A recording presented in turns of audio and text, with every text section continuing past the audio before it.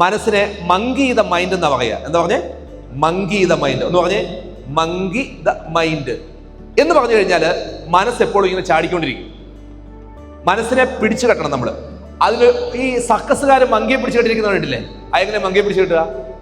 സർക്കസുകാരെങ്ങനെയാ മങ്കിയെ പിടിച്ചു കിട്ടുക? അതിന്റെ കഴുത്തിലൊരു വള്ളി ഇട്ടിട്ട് ഒരു തുടൽ വിട്ടിട്ട് അല്ലെങ്കിൽ ഒരു കയറിട്ടിട്ട് ഇങ്ങനെ മങ്കിയെ ചേർത്ത് നിർത്തും എന്ന് പറഞ്ഞതുപോലെ നമ്മുടെ ശരീരത്തോട് ചേർത്ത് നിർത്തണം നമ്മുടെ മനസ്സിനെ. ശരീരത്തിൽ നിന്ന് പുറത്തു ചാടിയിട്ട് മനസ്സ് അങ്ങോട്ട് പോകുന്നു, ഇങ്ങോട്ട് പോകുന്നു, അവിടെ പോകുന്നു. ആരെങ്കിലും അവിടെ ഡ്രഗ്സ് ഉപയോഗിക്കുന്നുണ്ടെങ്കിൽ ആ വഴിക്ക് പോകുന്നു. ആരെങ്കിലും അവിടെ സിഗരറ്റ് വലിക്കുന്നുണ്ടെങ്കിൽ ആ വഴിക്ക് പോകുന്നു. ആരെങ്കിലും അവിടെ ലൈൻ അടിക്കുന്നുണ്ടെങ്കിൽ ആ വഴിക്ക് പോകുന്നു. ആരെങ്കിലും അവിടെ ഉത്സവം കൂടാൻ പോകുന്നുണ്ടെങ്കിൽ നല്ലതാണ്. ആവശ്യത്തിനുള്ള സമയത്ത് ഉത്സവം കൂടണം, തിരിച്ചു വരണം. ഓക്കെ. പക്ഷെ കംപ്ലീറ്റ് അവിടെ പോകുന്നു, ആ ഉത്സവം കൂടുന്നു, ഈ ഉത്സവം കൂടുന്നു, ആ പള്ളി പെരുന്നാൾ കൂടുന്നു, ഈ പള്ളി പെരുന്നാൾ കൂടുന്നു, അങ്ങനെ കംപ്ലീറ്റ് കറങ്ങി നടക്കുന്നു. അതിലൂടെയൊക്കെയാണ് നിങ്ങളുടെ മനസ്സ് പോകുന്നതെങ്കിൽ പതുക്കെ മനസ്സിനെ ഒരു ബെൽറ്റ് ഇട്ട്, കഴുത്തയിൽ ഒരു ബെൽറ്റ് ഇട്ടിട്ട് ഒരു വള്ളി കൂടെ കെട്ടിയിട്ട് വലിച്ചടിപ്പിക്കണം. എങ്ങോട്ട് അടുപ്പിക്കണം?